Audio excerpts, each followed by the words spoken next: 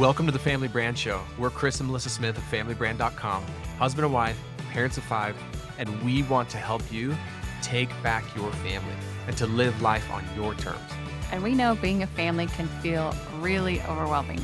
Parents tell us they feel like they're being pulled in a million different directions. It's so challenging to navigate the uncertainty and all the chaos that's happening in the world right now. And that's why we want to bring you every single week actionable tips and strategies that you can implement in your daily life to become a better parent, to become a better spouse, and to build a stronger family. And look, there's never been a better time and a more important time than right now to take back your family. You can define what your family stands for, or the world is going to do it for you. And the world needs strong families now more than ever. And it starts right here with your family. On this episode of the Family Brand Podcast, I am excited to welcome Joey Klein to this episode. Welcome, Joey. I'm happy to have you. It's awesome to be here. Thanks so much for the invitation and for having me on your show. Yes, we have some mutual friends, and I feel like that's always a great way to find amazing guests is when you have similar friends, like, oh, there's probably some good conversations to be had, good alignment, and some amazing nuggets to share with the world. So that is the case here. Like I said, we have some mutual friends. So I'm so glad Garrett Gunderson, we've had him on the podcast before, connected us. So I'm excited to get into everything that we can learn from you today. Awesome. Looking so forward to it. Yeah. Love Garrett. He's such a good guy. And he's just like, you got to talk to these guys. And he just gave me your name. And I was like, okay, here's a text. Let's see where it goes. It's never disappointed. Okay. Tell me a little bit about you and what our listeners should know about you, Joey. Sure. So I started working with people about 22 years ago inside of transformational work, what I call the inner game of performance, training, aligning, and rewiring emotions, thought strategies, and the nervous system to produce the practical outcomes and results people are looking to get in their life. Usually, if they're not getting a result, it tends to be some inner dynamic that's getting in the way, that's kind of like a ghost in the machine that we don't even know is getting in our way. And so it's like, how do I identify that? But then how do we adjust that? So we produce the result we're looking to produce or overcome the challenge that's in front of us. Founded a company called Inner Matrix Systems, and about 84,000 people or so have gone through our trainings over the last, 20 plus years. And it's really just like I focus on 2 key things, like how do we eliminate suffering as efficiently as possible, and how do we give people access to lives better than they could imagine living. And that really is the obsession that I've been inside of now for a while. How do people, when they come to you and they're facing challenges or they're facing, not the outcomes that they want, usually is there like certain areas of their life where they're not satisfied and wanting more or not seeing the results that they want? Yeah, I mean, it covers the gamut. So, I don't do a lot of working with people one-on-one now. I have trainers that do a lot of the training now, although I'll always take a client on here or there. But I always start with one key question, which is like, hey, what's the challenge you'd like to ultimately overcome? And it can be anything from, my marriage is about to fall apart. I'm in the middle of maybe going to go through a divorce to, hey, I've been diagnosed with cancer, to like, hey, I just can't seem to kick anxiety or depression or like this feeling that I'm kind of battling with and I'm not sure what to do, to like, hey, I want to lose weight and can't seem to lose weight. Like literally, if you sort of name it, we've tended or managed the life challenge or the thing that somebody's looking to overcome. That's amazing. That was a very broad spread of topics right there that you help people address. Yeah. So it all started because like I'd work with clients and it all started because I met a world-renowned psychologist in Los Angeles. Her name was Dr. Lou, and I helped out her daughter. And so her daughter made an intro to her mom, who just happened to be like, they called her the shrink to the stars. So she worked with a lot of famous Hollywood actors, actresses, executives, things of that nature. And this is like 22 years ago when meditation or mindfulness was not popular. Matter of fact, you couldn't even use the word meditation. That's how inner training came to be, because I felt people were comfortable with the idea of inner training and kind of like, oh, I'm going to train my emotions. I'm going to train my nervous system, kind of like you go to a gym. Whereas if you said meditation, they looked at you like you had horns on your head, right? They were like, what are you even talking about? I want nothing to do with it. And so I started working with her higher profile clients and could get results with them in like 20 minutes to an hour. And these are people she worked with for a decade or 15 years. and, got to a stuck point. And then all of a sudden I'm creating these breakthroughs with them. And then ultimately she's like, I want you to work with all my clients. I want you to move to LA.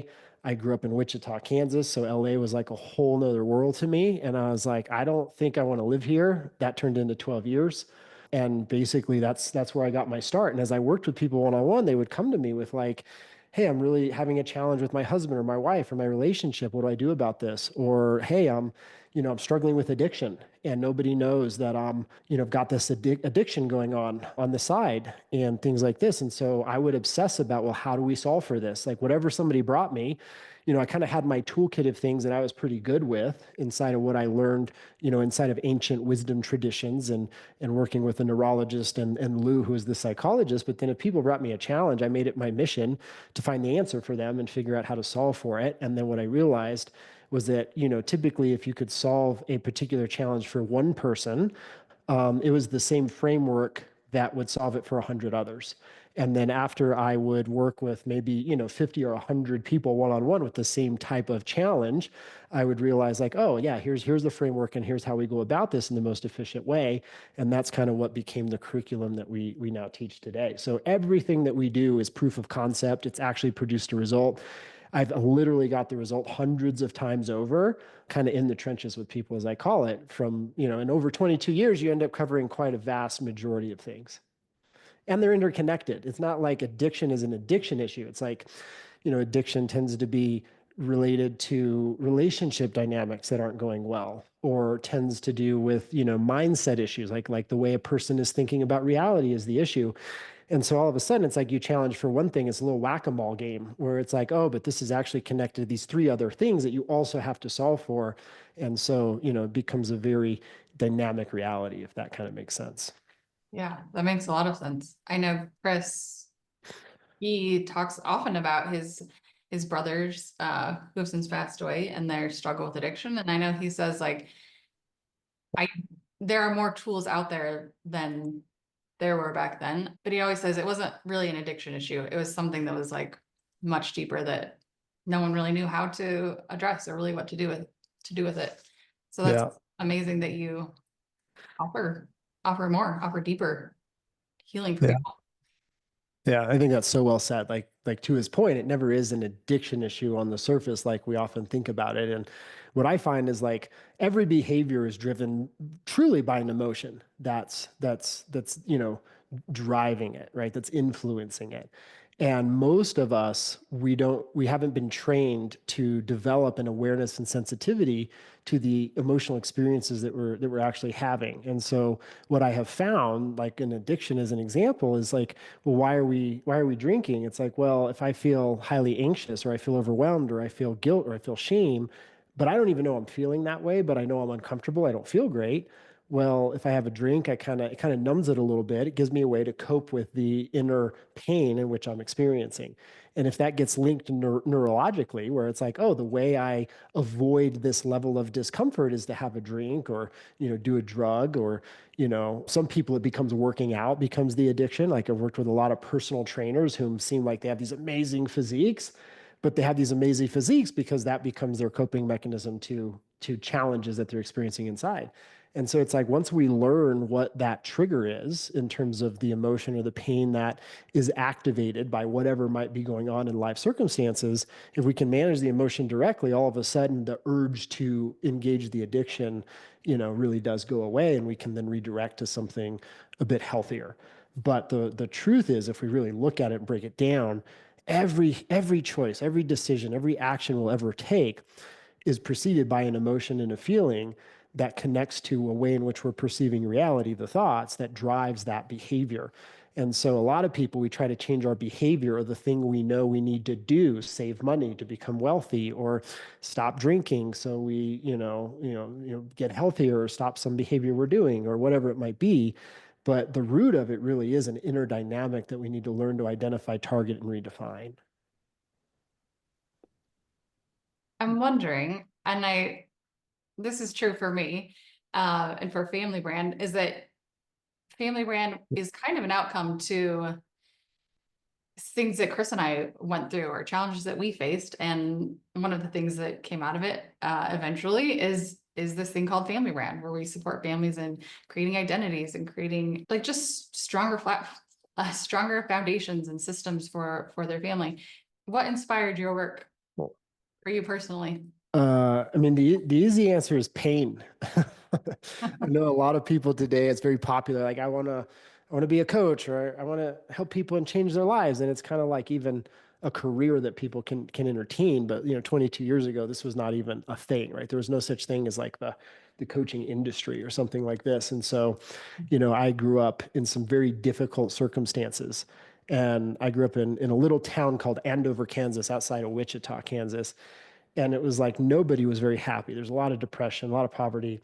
We had what we needed, but not much more, right? So we grew up with modest means, but I didn't grow up around like healthy and well-adjusted individuals, right? It was pretty difficult, the way I grew up. And I remember looking around, and I was probably 19 or so, and just going like, I don't want my life to look anything like anything I'm seeing around me. And ultimately, I was deep into a lot of really destructive behavior, like drinking and drugs and partying every day, and ultimately dropped out of college. I only made it through a semester or two. And ultimately was like, if I keep living this way, I'm probably not going to be alive in a year. And so I really set out accidentally. I kind of had this vision of like, hey, how do I attain a sense of peace, or just fulfillment for myself? Like, what's the key to inner well-being? Like, what's the key to happiness? And ultimately, I met a mentor of mine who invited me to move in with him for a year and learn what he was calling the healing path, which ultimately didn't go great. But I ended up meeting my first kind of spiritual mentor, spending time in India, meditating 8, 10 hours a day for months at a time, and going deep into Taoist meditation and Buddhism, and kind of all these ancient wisdom traditions. And that was kind of where I found kind of my answers to being able to discover a sense of peace and inner well-being and things like that. And then those tools and those techniques and those strategies, when I kind of took the dogma out of the religious aspects of it, not to say there's anything wrong with religion. I think there's beauty in all religions, but it was like, as I studied many different ones, it was like, there are some consistent things everybody's doing. Like, they're breathing a certain way, and they're saying these like affirmations or mantras in the same way again and again. And it's like, well, why is that working? Like, why is this happening? And ultimately, I met a Harvard trained neurologist who kind of helped connect dots for me. And then what I looked at it as was like my martial arts background is like, oh, these techniques are producing a result because there's a cause and effect reality. It's like you do one thing and it trains the brain a certain way, or whatever it may be. And so ultimately, that was how I got my start, was just really looking to figure myself out. And it was kind of accidental that I started coaching and training people by way of people were just asking me what I was doing and why I was happier. And the word of mouth spread. Long story short, I met, the daughter of a world-renowned psychologist, as I said, and then, all of a sudden I'm in Los Angeles. And so it was very strange how it all happened. It was almost like the universe found me and said, this is what you're going to be up to. And then I found I loved it, and I just never stopped. Cool. I love it. Sounds like you brought so many different pieces of like good found like throughout the world and brought them together in your own way. What do you think about, I'm just curious more than anything, as you mentioned, like 22 years ago, not being able to mention the word meditation, or people just not understanding it or embracing it. What do you think about the shift over the last 22 years where that is, you can say the word meditation and almost everyone probably knows what you're talking about. I'm interested to hear your perspective as that's changed.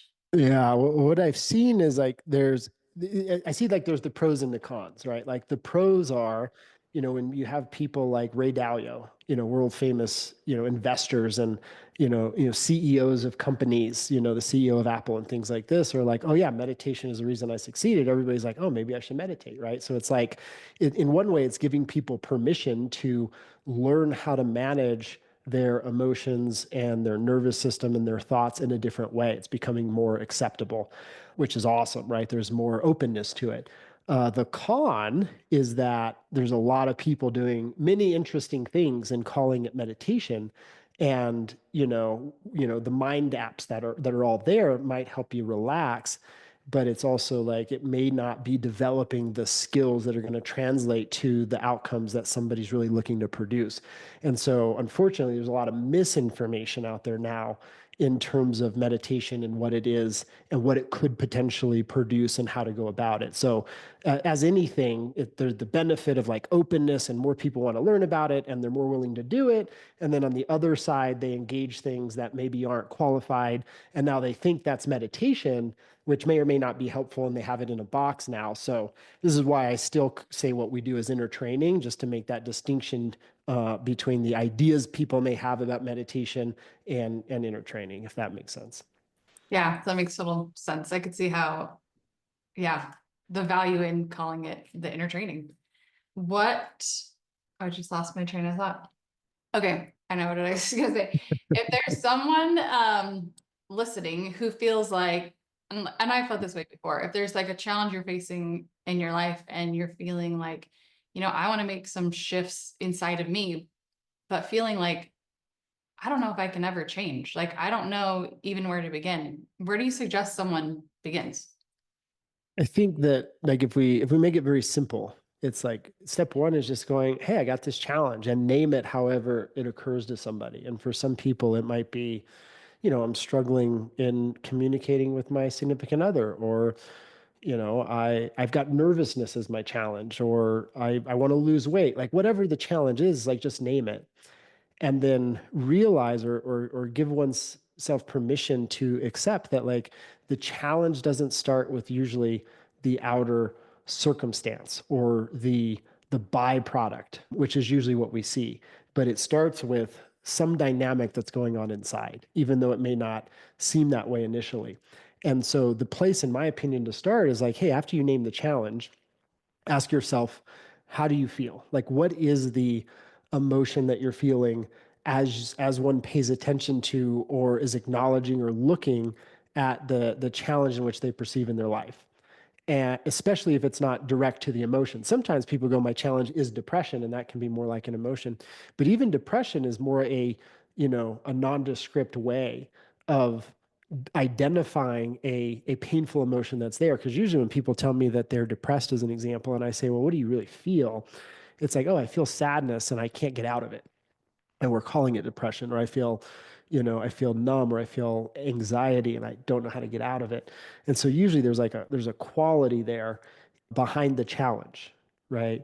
And if we can get in touch with and willing to sort of name that which is there, that's step one, become aware and sensitive to what's there. Number two is, how do we stop the train? How do we shift the emotion? And the way we shift the emotion is usually nervous system stimulation. It's not thinking our way out of the way we're feeling.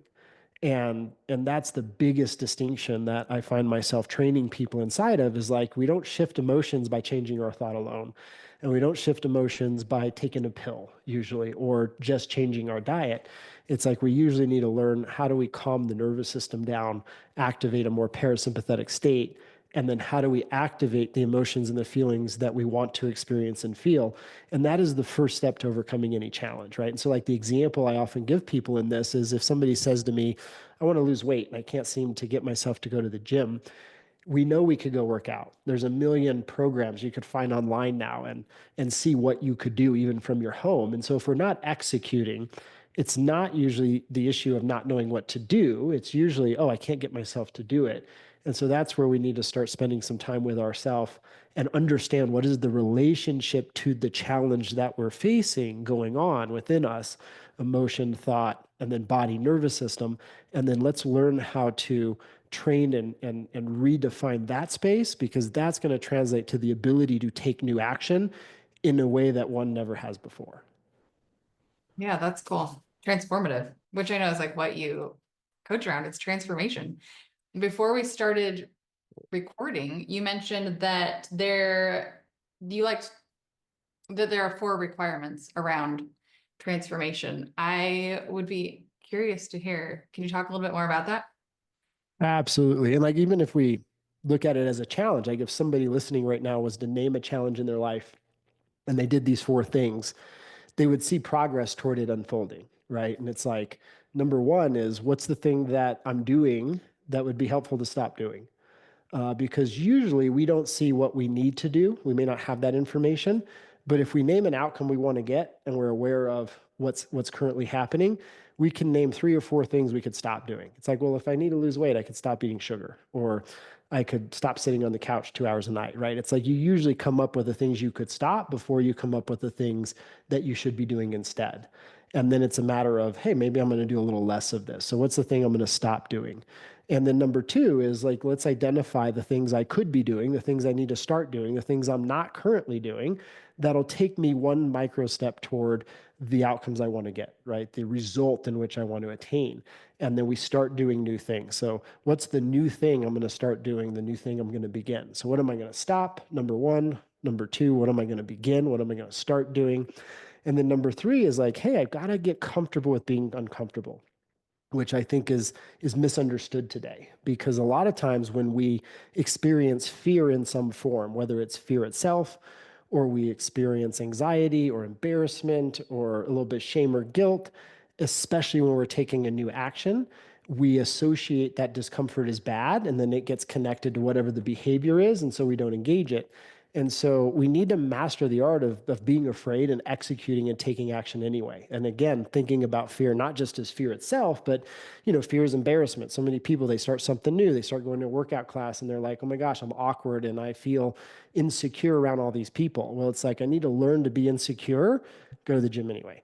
I need to learn to be a little bit embarrassed sometimes and execute anyway, because our nervous system in its core wiring basically fears anything new, even if it's beneficial, even if it's something that's good for us.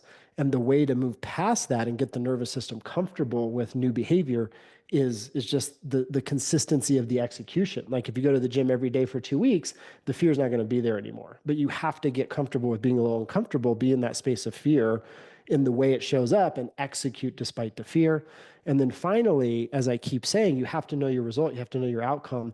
You really do have to create a vision of sorts of what you want to attain and what you want reality to look like in the future. And you've got to make that the priority. We got to start thinking through vision as opposed to the challenge. Big mistake I see people make often is they go, oh, I want to lose weight, and they're constantly focused on, being heavier than they want to be, or my relationship is struggling, and they constantly focus on the struggle in the relationship. Whereas if we make a pivot and we go, man, what do I want? I want to experience a deeper sense of connection with my significant other. I want to feel empowered in my relationship. I want to be really fit and feel vibrant in the body, and I want to have endless energy throughout the day. Like once we start focusing on vision and making that the priority, that context is going to inform the thing we should stop and the thing we should start. And it's going to give us permission to be a little uncomfortable and execute anyway, and have the confidence that we're on the right track, because we can connect the dot from the behavior to the vision. And so that really needs to become our focus and our anchor, if that makes sense. So it's like, number 1, what am I going to stop? Number 2, what am I going to start? Number 3, be afraid, execute anyway, be uncomfortable, execute anyway, learn to do that. It's a skill that we have to develop. And then finally, prioritize vision. Yeah, that's great. It reminds me of Chris and I had the opportunity to host a couples retreat this last week in Hawaii, and I recognize this in our relationship. And we were talking about it to the couples, how it's so easy sometimes, as you mentioned, in relationships to only be focused on like what's working, how things you don't like. But I like what you're saying here about the pivot is to be like, okay, what is working? What do we like about our relationship or about each other? And that shift is important and necessary. Yeah, I was looking on Facebook recently, and one of my longer term clients who's been studying our work and engaging for a while now, I've known her probably 12, 14 years. And when I first met her, her and her daughter were estranged. Her teenage daughter was off at college. She was like, I think 18 years old. And they really had not spoken for close to 2 years, like not even on the phone, Wow. like nothing. And she came to me and she's like, I really want to have a healthy relationship with my daughter. Like, how do I make that happen? And we applied that exact framework. And I said, listen, what's the vision you want with your daughter? And she's like, well, I want to be connected with her. I want to have a good relationship. I want to be part of her life. And she created this beautiful idea of the relationship she wanted to have. And I said, great, starting tomorrow, you're going to relate to that idea of your daughter and not how upset you are with her. And that's the thing you're gonna stop, right? Because she was focused on the fact that her daughter wouldn't talk to her, and she's paying all this money for her schooling, and she's ungrateful, and it was a list of all the things that weren't happening and all the bad qualities that she perceived about her daughter. And obviously, her daughter felt that, so she didn't engage. And so it was like, step one, let's create the vision of the relationship you want with your daughter. Number two, it was like, what are the things you could stop that are obviously not taking you to that vision? It was like, well, I could stop blaming her, and I could stop telling her she's ungrateful, and I could stop putting her down. And there was this whole list of things that were just very clear once we named the vision she wanted with her daughter that was diminishing that reality, that was not conducive for that outcome. And so we got her to stop doing those things. And I said, great, let's talk about what we're going to start doing. Hey, I'm going to start telling her that I'm proud of her, and that I'm here for her, and that, she's doing the best she can, and that she loves her. And I said, just send her a text every now and then if you have that open chain of communication. Leave her those voicemails with no expectation of return. And let's just do that for a while, and let's just see what happens. Maybe nothing happens, maybe something happens. And then, there was some fear in there because that's not how she was accustomed to behaving with her daughter. And there was the yeah buts, and she's not doing these things, and all of the reasons not to execute on all the things that we talked about starting doing. And in the course of it didn't happen overnight, but over about 4 or 6 months, they started talking more. They started, their daughter started leaving college and visiting. And, today they're very close, and they take trips together, and they're almost like best friends. And so it's like that simple framework, when applied to real situations and dynamics, it starts to guide it can be a guidance system for how we're producing a result that we're currently getting, if we're willing to kind of own it as our responsibility. And what are the things we could do instead to produce a different result? And this stuff doesn't tend to be hard once it's apparent to us, right? It's like anything else. It's simple to transform realities. It's just not always easy. And it's impossible if we don't know what to do. Your work is so cool. Like that, you're changing, like just in that one example, it's like you're changing lives and seeing transformation and being able to help people through that. Like that's amazing. Honestly, it's the reason I get up in the morning anymore. It's like when you can kind of see a family on the brink of divorce, and you realize like, wow, these kids are going to live in 2 separate houses, and there's a whole reality about to happen, and you can, support coherence in that. Like there's nothing better in my mind. Or, somebody who's battled clinical depression or anxiety their whole life and been to 5 different, psychologists or psychiatrists, and nobody's hitting the mark. And then, in 3 or 4 months, they've handled that, and they have access to experiences they've never had before. And I mean, the list can just go on and on and on and on. And it's like, we've just got to give people access to frameworks and tools that are truly capable of solving the things that they have going on, because people want to change. They just don't always have access to good tools and good support systems. I think that's a great maybe segue into something else I wanted to ask you. You are an author. You've authored two books, and you have a new book coming out, I believe April 1st, and it's about relationships. Is that right?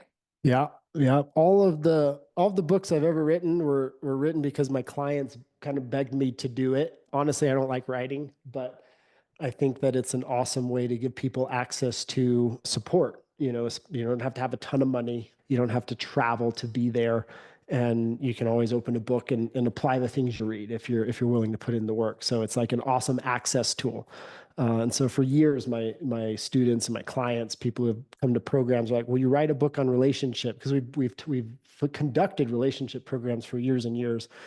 And so the book that I recently wrote, Relationship Alchemy, comes out April 1st, and is basically the frameworks that we teach people inside of how to develop vibrant relationships. And the tools apply to any relationship. It could be a romantic relationship. It could be a business relationship. It could be, you're leading a team and you're in your corporation. It's like the dynamics that build vibrant relationships apply to no matter what relationship. And the dynamics that break relationships down tend to break relationships down no matter the relationship. And so that's sort of the base of the book. And it's like, hey, let's give access to, what it is that you can do to make a difference in your relationships. How do you apply some of these tools, techniques, strategies, so that it's not just a book, but it's a little bit of a training tool as well. And if someone is listening to you today and they're like, wow, I really want this, I see how this could support me in my life, where would you recommend someone starts? If they just head to my website, like joeyklein.com, JoeyKlein.com. First thing that'll pop up, you can grab the book, purchase it, and then there's a host of bonuses there to support people, inside of applying the work. So it's not just a book that they'll read. They get like 40% off the Relationship Alchemy course. They get a complimentary Discover Your Blind Spot training. It's a 3-session training with one of our certified trainers, absolutely no cost, no obligation, nothing. We just want to make sure people understand what's going on, why they have the challenge they have, and how to solve for that. They've got access to a worksheet. I think along with the book, they threw in like a virtual training that I give on relationships, and so a whole host of just support materials for them in addition to the book that they can access right away if they go on there and buy the book. Amazing. Okay, we are about at time, but I want to give you the floor and say what if you could say anything to a captive audience, what would you say? What are some good final words you can leave with us, Joey? The one thing I would say is no matter what somebody has going on in their life, no matter what the result is, give yourself permission to own that outcome as yours. Like if it's great, own it. I created this. If it's not so great, at some level, I created this. And understand that the key to transforming it or evolving the space has to do with the inner dynamics that are going on within a person. And so whether somebody engages with me in my training or they go somewhere else for it, make a priority to evolve the most important person in your life, which is yourself, and get really good at training, emotions and the thoughts and the nervous system and one's inner world, because that is going to be the mechanism that changes the game and gives somebody access to the life that they could be living or, overcoming the challenge they could be facing. Yeah, that's beautiful. You and I are the common denominator in all of our relationships, moving forward. And really the only thing we can control, and there's such power in improving. Yeah, as you improve yourself, like it impacts everything. That's it. We're the center of our life, and that'll never change. Center of our own universe, so to speak. Totally. Well, thank you. I appreciate your time today and this amazing resource and value that you've left here with our listeners. So guys, go check out Joey. Yeah, he's amazing. Thanks, Joey. Thanks so much for having me. This was awesome. Thanks for hanging out with us today on the Family Brand Podcast. But wait, before you go, I want to give you something. It's something I stole out of our Family Brand Academy because I thought it would make a big difference for you, and I want you to have it for free, no strings attached. It's how we run our family meetings, and not just our family meetings that we have every week, but also our family check-ins, which is the system we've developed for how to connect with our kids and each other, Chris and I, every single week. And we've had some great outcomes with this. Not only have we, but a lot of families that have implemented this have as well. Actually, life-changing outcomes, if I'm being honest. You'll definitely want to get this. Go get your copy at familybrand.com/meeting, and we will catch you next time.